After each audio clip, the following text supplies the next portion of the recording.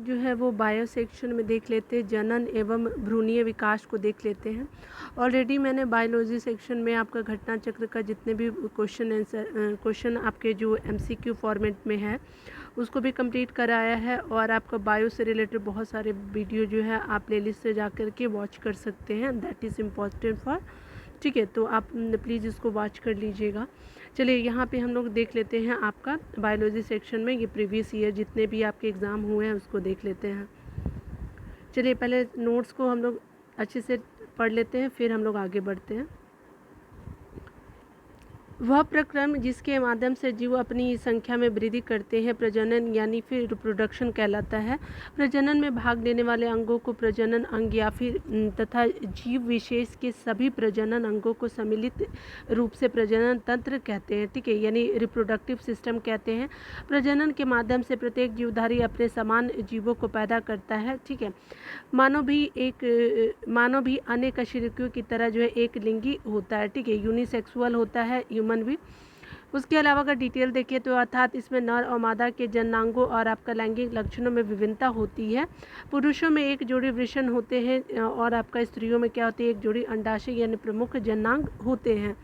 मानव में निषेचन की क्रिया जो होती है अंडवाहिनी या फिर फिलिपियन नली में संपन्न होती है। यहाँ पे बताया जा रहा है कि नर युग्मक जो होते हैं शुक्राणु और आपके मादा युग्मक जो अंडाणु में निषेचन क्रिया के द्वारा जो होते हैं वो युग्मनज का निर्माण होता है, जिसको इंग्लिश में हम लोग जाइगोट कहते हैं, जो कि आपके द्विगुणित डिप्लॉयड होता है और विकास कर शिशु का निर्माण करता है। मनुष्य में जन्म का समय निषेचन के बाद जो आदर्श रूप से 266 दिन यानी आपका 38 सप्ताह का होता है। अगर दिन में बात किया जाए तो आपका 266 दिन, और अगर सप्ताह बात करें तो 38 सप्ताह का होता है। यहाँ पे बताया जा रहा है कि मादा जनन पथ में पहुँचने के बाद जो शुक्राणु की निषेचन क्षमता सामान्यतः 48 घंटे तक तथा कभी कभी 72 घंटे तक सुरक्षित रहती है, जबकि अंडोत्सर्ग के बाद जो है अंडक कोशिका लगभग जो होती है 12 से 24 घंटे तक निषेचन के योग बने रहते हैं। अगर आप डिटेल में देखिए तो यहाँ पे बताया जा रहा है क्या, तो निषेचन क्रिया के बाद क्या होता है, युग्मनज यानी फिर जाइगोट में विभाजन प्रारंभ हो जाता तथा क्रमशः मारूला या फिर ब्लाउस्टूला या फिर गैस्टूला का निर्माण होता है। गैस्टूला के निर्माण की प्रक्रिया तीसरे सप्ताह में होती है तथा इसके 3 प्रारंभिक अंकुरन स्तरों की स्थापना होती है, ठीक है। मानव भ्रूण का जो आपका हृदय अपने परिवर्धन के पंचम चतुर्थ या फिर पंचम सप्ताह में स्पंदन करने लगता है, ठीक है, यानी डेवलपमेंट जो हार्ट का होता है वो चौथे से 5वें सप्ताह में स्पंदन करने लगता है। गर्भकाल के प्रथम 2 सप्ताह को पूर्ण भ्रूणीय अवस्था कहते हैं। 2 सप्ताह जो होता है तो उसको भ्रूणीय अवस्था कहते हैं, जबकि तीसरे से 8वें सप्ताह को भ्रूण विकास यानी एम्ब्रॉय डेवलपमेंट पीरियड कहते हैं, क्योंकि यह अंग विकास का मुख्य समय होता है। और आपका आगे बताया जा रहा है कि तीसरे महीने में जन्म तक के समय को भ्रूण काल कहते हैं, यानी तीसरे महीने से जन्म तक का जो समय होता है भ्रूण काल यानी फ्यूटल पीरियड कहते हैं। इसमें यूतकों एवं अंगों का परिपक्वम तथा शारीरिक वृद्धि होती है, ठीक है। उल्लव या फिर या एमिनियन में उल्वी तरल भरा होता है, जो कि भ्रूण को नम बनाए रखने, बाहरी दबाव तथा धक्कों इत्यादि से इसकी सुरक्षा का कार्य करता है। जरायु या फिर कोरियन जो नामक कला जो होती है गैसीय विनिमय का क्या करता है, नियंत्रण करती है, ठीक है।